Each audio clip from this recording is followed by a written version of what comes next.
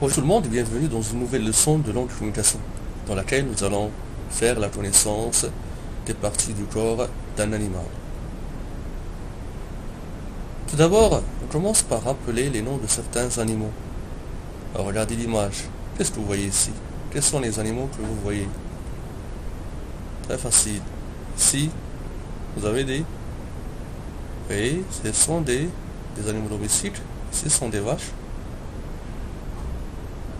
Un cheval noir, un autre blanc, des chevaux. Oui, ça c'est une chèvre et des canards. Deuxième image, tigre. Ici, ce sont deux animaux carnivores et féroces. Ça c'est un lion, le roi des animaux, et le roi de la forêt. Et ça, nous l'avons déjà vu, c'est un éléphant. Dans cette troisième image, on voit un crocodile et un guépard. Un guépard qui a attrapé un crocodile. Quatrième image, qu'est-ce que vous voyez? Une meute de loups, ce sont des loups, et troupeau de bisons. On appelle ça des bisons. C'est à vous maintenant de donner le nom de quelques animaux. Allez-y. Réfléchissez au nom de certains animaux que vous connaissez. Il y a les chats, les chiens, les moutons, les ânes et la girafe. C'est bien.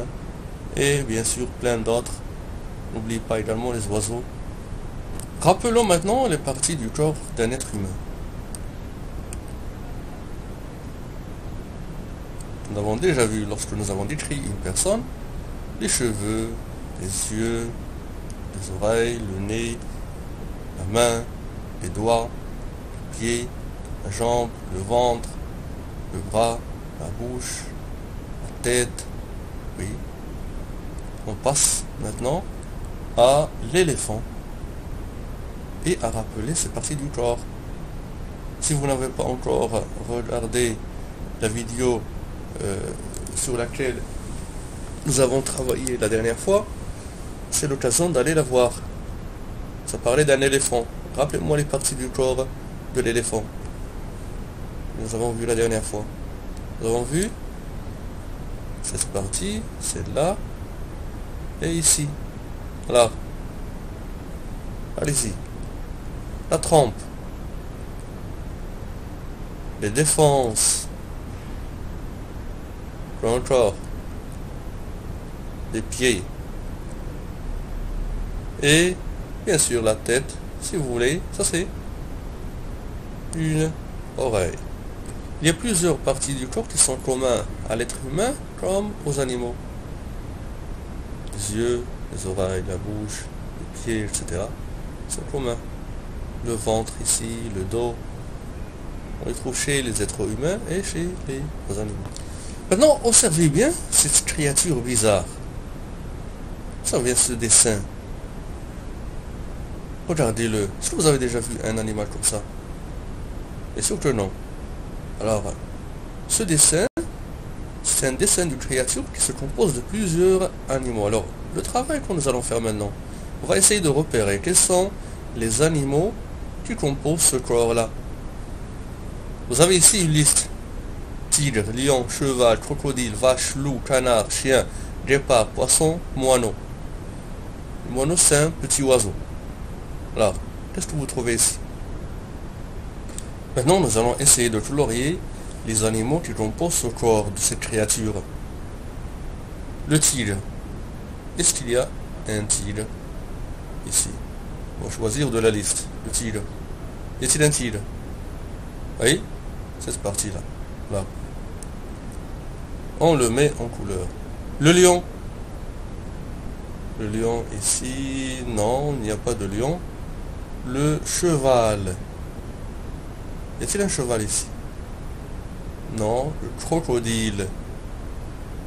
Crocodile, oui. Cette partie du crocodile. La vache, oui, regarde. Le loup, non. Le canard, oui. Le chien, non. Le guépard, oui. Ici. Poisson, non. Le moineau également, non. Regardez maintenant ce tableau. Nous avons mis ici les animaux, les noms des animaux qui composent le corps de cette créature. Ici, nous allons trouver les parties qui correspondent à chaque animal. Alors pour le tigre, comment on appelle cette partie? Vous voyez, c'est le ventre et le dos. Le crocodile, comment on appelle ça? C'est la queue. La vache, très facile. La tête, si vous voulez ajouter cette partie, bon, on garde la tête seulement. Le canard. Et les pattes de devant. Alors bien sûr, pour l'être humain, on dit les mains et ici les pieds. Pour les animaux, on parle de pattes. Mais certains animaux, on dit également pieds, comme les êtres humains. Le guépard. Ça, ce sont les pattes de devant. Les pattes postérieures. Bien de derrière.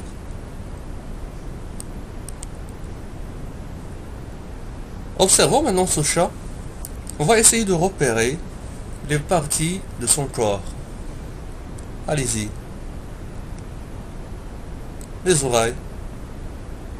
Beaucoup d'animaux ont des oreilles. L'éléphant, le chien, le loup, etc. Ça, c'est la queue. Les yeux. Les moustaches. Et bien sûr les pattes, 4 pattes.